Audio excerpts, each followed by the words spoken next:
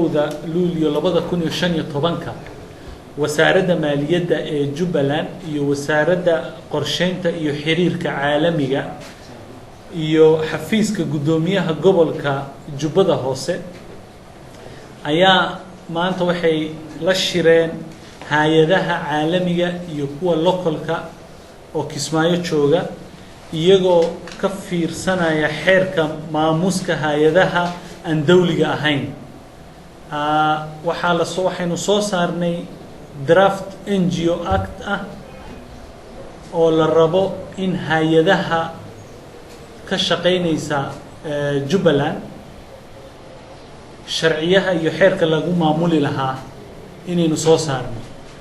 xeerkaasi iyo sharciyahaasi waxaan la kaashanaynaa hay'adaha caalamiga iyo hay'adaha gudaha waddankaba joogaan waxa ay ka qabaan documentigana maanta waan u gudbinay consultation meeting baynu sameynay stakeholders iyo dhan baynu u yeernay arintaasi marka waxaan rabnaa hay'adaha caalamiga ah ee Jubbaland ka shaqeynaya iyo kuwa localkaba inay ogaadaan xeerkaasi uu maanta marayo draftiga labaad loo gudbiyena hay'adaha documentiga aynu u gudbinay hay'adahaasi waxaynu ka rabnaa wixii fikrad ah wixii tala bixin ah wixii oo ay ku soo darsan karaan inay ku soo darsadaan ay noo soo gudbiyaan kadibna golaha wasiiraha aynu u gudbino golaha wasiirahana ay ka fariistaan golaha wasiirahana markii ay ansixiyaanna aynu baarlamaanka u gudbino marka xeerkaasi ay noqoto xeer la isla wada kaashaday laga bilaabo NGO-yaasha ka shaqeynaya Jubbaland ilaa hay'adaha dawladda iyo maamulkaba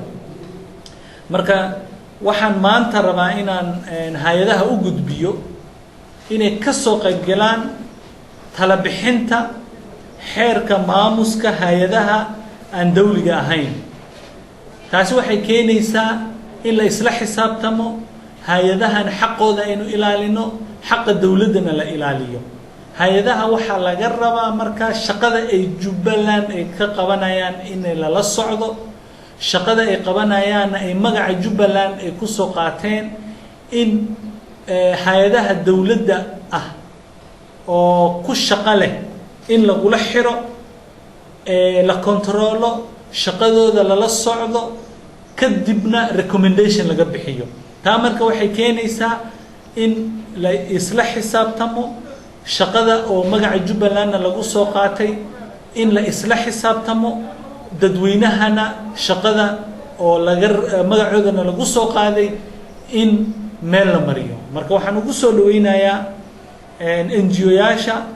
wax oo xeer oo madaxa loo saarina maynan keenin xeerkan waan la tashanaynaa iyagana waxaan ka rabnaa tala bixin waxay ku soo kordhinayaan inay ku soo kordhiyaan insha Allah ta'ala. Assalamu alaykum wa rahmatullah.